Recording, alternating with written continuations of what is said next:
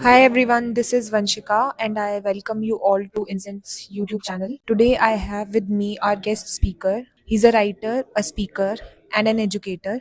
Allow me to introduce to you all Mr. Shashank Kumar. Hello, sir. On behalf of everyone here, I extend a very warm welcome and I hope you are enjoying your time here.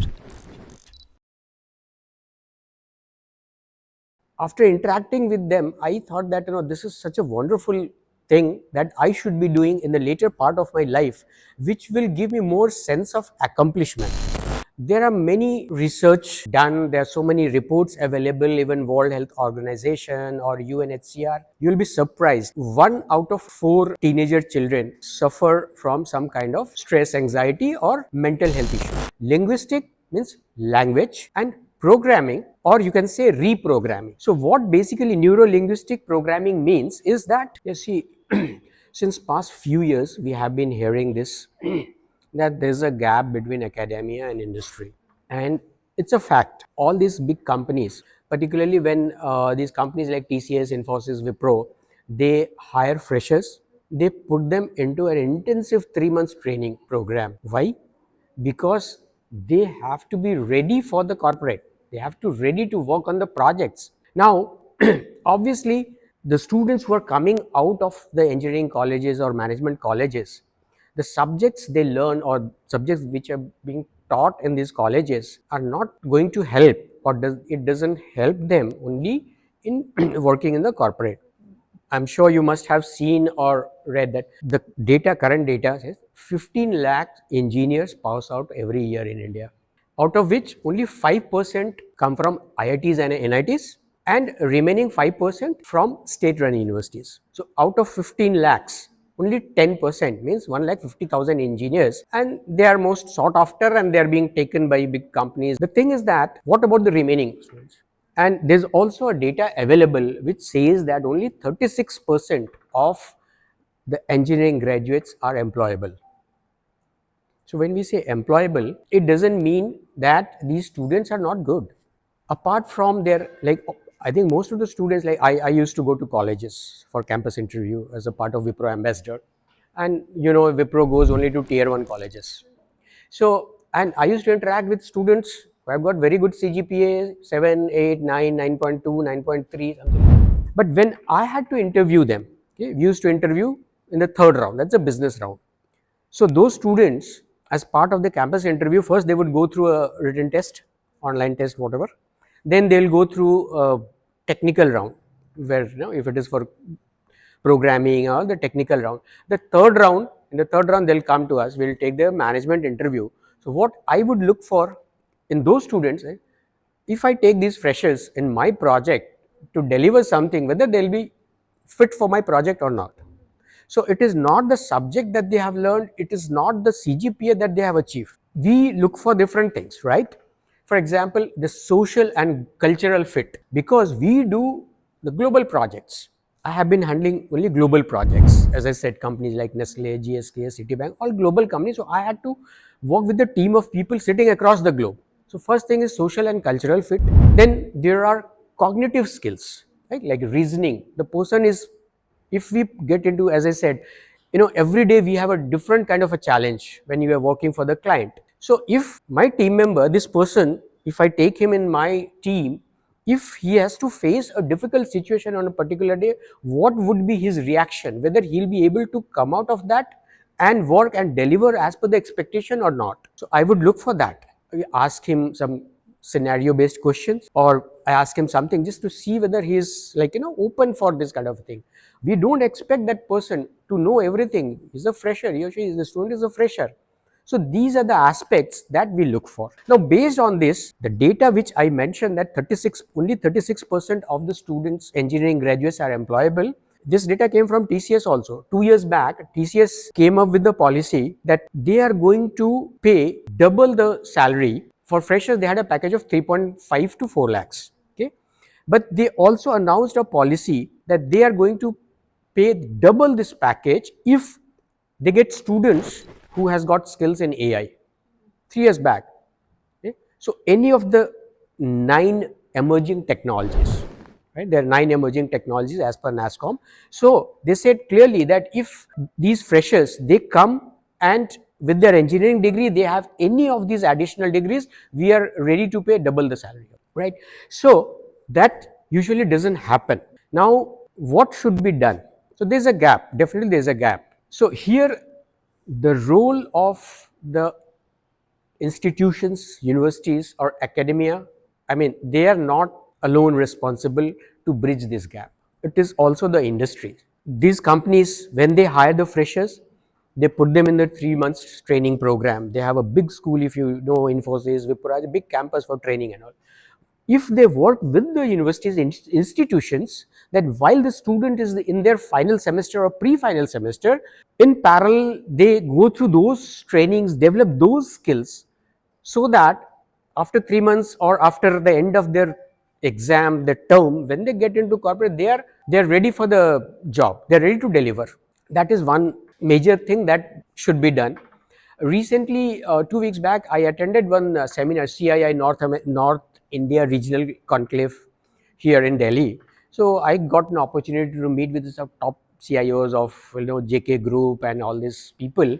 Now what we are doing is, we are going to do is, in our university, we are going to have a seminar where we are going to invite the top people from the corporate who can take decisions, the decision makers, policy makers from the corporate, and also academicians like vice chancellor of our university or other universities in and around NCR. And we are going to have a seminar and they discuss about this. This is what we have just planned, because as I said, just 2 weeks back I attended that seminar. So if we do this, and then the corporate and institutions, again, when they work together to bridge this gap, so this is definitely going to help, and this is the need as of now. And so as I said, Sharda University is one of the universities I know for sure. I don't know about other universities so far, but as I said, in 2022, UGC came up with this concept of professor of practice.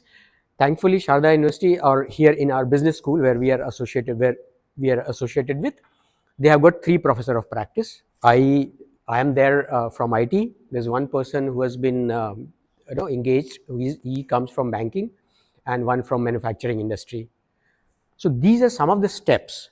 So when I teach in the class, I teach project management, I teach ERP, take ERP classes or project management. I give them the real life example of the projects which I have handled across. And as I said, one of the major things or the steps that needs to be taken immediately is industries and academia working together. And as you know, that NEP, New Education Policy 2020, talks about all this multidisciplinary academics, right? Earlier, in the conventional structure, what was happening is from 10th, 12th onwards, the students were asked to select either science, or science. In science also go for mathematics, biology, this, or go to commerce. Here now, the new education policy has recommended for multidisciplinary approach, skill based course, and apart from some core subject, vocational. So here in Sharda, we have introduced courses from this year. We have introduced courses like relationship building, employee well-being, student well-being. These kind of courses we have introduced from this year. Non-conventional courses, but still we have a problem that because of the mindset of the students as well as parents, not many students have opted for these kind of courses. We have to educate them. Even the parents should understand that why these courses, relationship building, like team building and leadership course, it is there. I have been taking that course, so I was given that course for MBA students. That why? Because I said, obviously I don't need to read any book or anything for this. I can explain, I can share my experience of how I have been managing team. That's what you learn in team building and leadership. So these kind of courses are being introduced. The many universities, they have started all this. Some of the initiatives have already been taken, but still lot more needs to be done. And like the vision of our prime minister, India at 2047, you must have heard. So education is going to play a major part in this, in achieving that goal that India at for 2047. This, so institutions or educational institutions or universities, they have to take such kind of steps. So I would like to ask that, when you started your journey, when you started your career, even throughout your career, you might have experienced some, challenges. There would have been some hurdles, which currently the people, interns, people who are starting their journey, they might also have been experiencing. So, what were these challenges, and how would you suggest anyone who is new to the industry to overcome them? So particularly in IT industry, like obviously, see the when I did when I did my masters and all, the languages which we studied at that time, I think none of these people would be even knowing. They would have not heard about it. Fortran, Pascal, COBOL, BASIC. So these languages were taught at that time. So obviously, when I have to work in a project for a particular client, a particular type of a project that requires a specific skill set, you have to learn over a period of time. And particularly in IT, let's say it's like continuous learning. You cannot stop. Just to give an example, like in Wipro, till last year, till the time I retired from Wipro, we have a mandate. Every quarter, we are supposed to go through 3 trainings at least every quarter. One technical, one behavioral, and one either I go through a training or I share my knowledge with the team members. That is mandated. Every company like TCS and the Infosys and all, they all have this, and it's mandated. You have to learn continuously. So in this training, and so basically they see that a cloud, even though it is I'm not using it, or let's say any new technology in networking area. Okay, I'm managing a program. I have a project manager who, or a network architect, or I have a system architect in my team.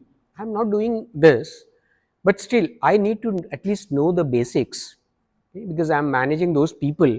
So what kind of challenges my team members are facing, or my project manager or my architect is facing, at least should be aware of the that technology to some extent. So we have various programs. Wipro provides a lot of, and Wipro invests a lot in this kind of a training program.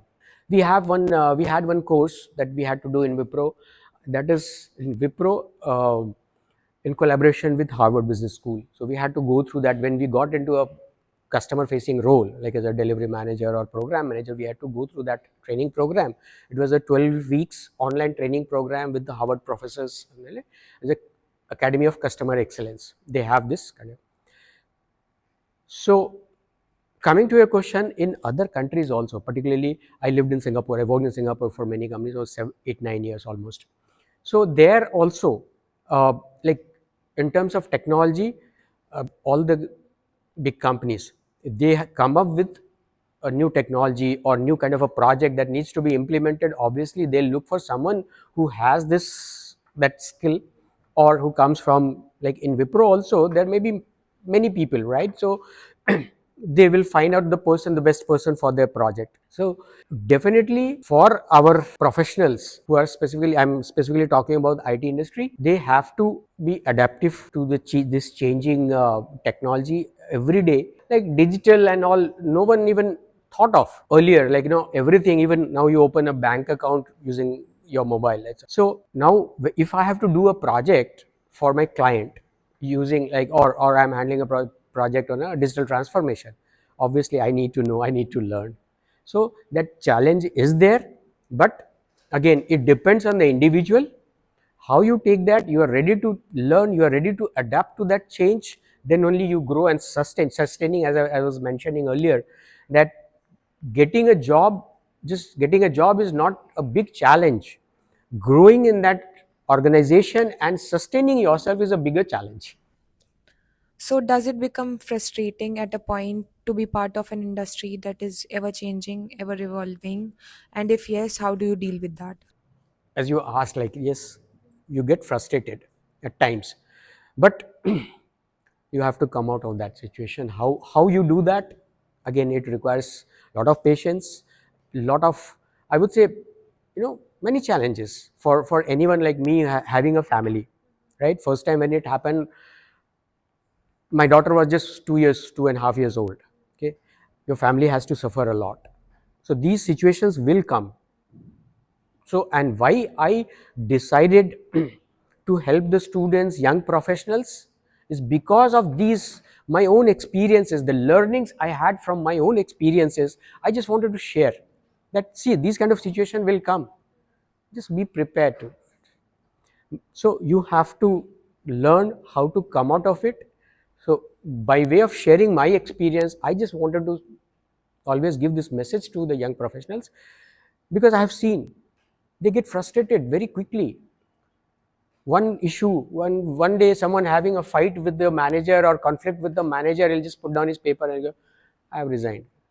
This is not what, this is called, like, you know impulsive decision, which you should avoid. And that is why nowadays in corporate you must be knowing that equally important is your emotional intelligence, and a lot being taught and trained, this kind of training being given to the leaders. Your emotional intelligence, that's very important. You shouldn't take any decision based out of your emotions. So if you develop that kind of a habit and make your mental state so strong that you can face this challenge. Suppose once you go through something bad, okay, and you manage to come out of it, then after that, if the similar situation, you come across similar situation, you won't find it difficult. As I've said, 3 times I had this kind of difficult situation, I managed to come out of it. You have to be mentally strong, and you have to have this, develop this habit. No one else is going to help you. If you by any chance look at my profile somewhere on social media and all, I will see I have, I always write that I am myself my biggest motivator.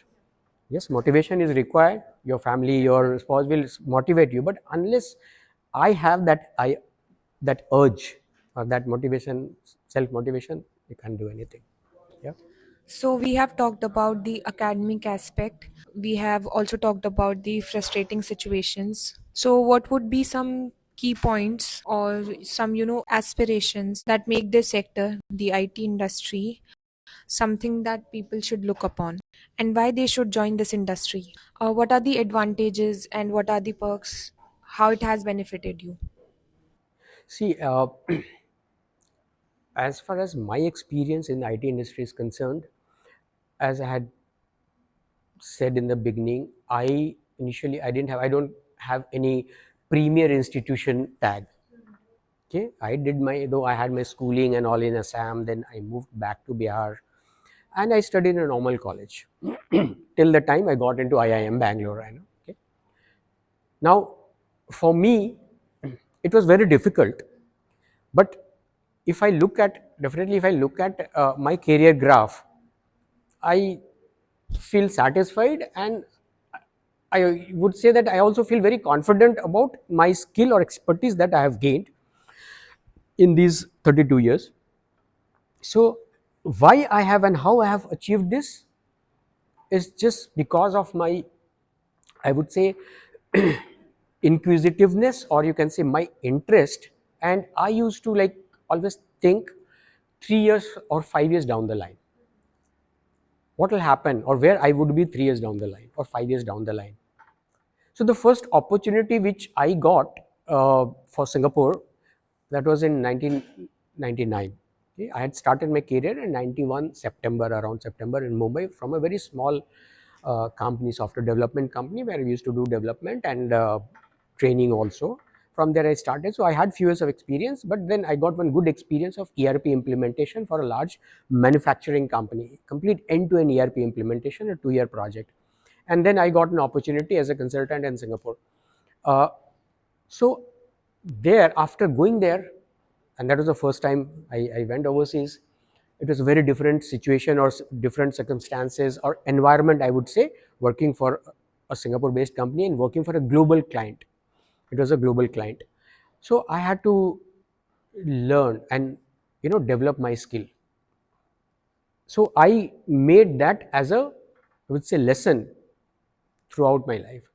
So by doing that only, I have achieved whatever. And as I mentioned, luckily all these companies, all the global companies, whether in India it is Reliance or HPCL, I did the project, automation project for HPCL, or a global companies like Nestle, GSK, Citibank, Credit Suisse, it is because of, uh, apart from my, I would say, like intrapersonal traits, like how I interact with people and how I, the technical skills or my management skills, probably that has helped, and I have been able to sustain myself for so many years, right? So apart from the technical skills, yes, technical skills are IT professionals, they need to constantly and continuously develop. But apart from that, it is very important that they are able to interact very well with their colleagues, their team members, or any stakeholder within that organization. And that way only, even if like your personal, you may have personal challenges, you must be going through some difficulties in your learning, there are people to help.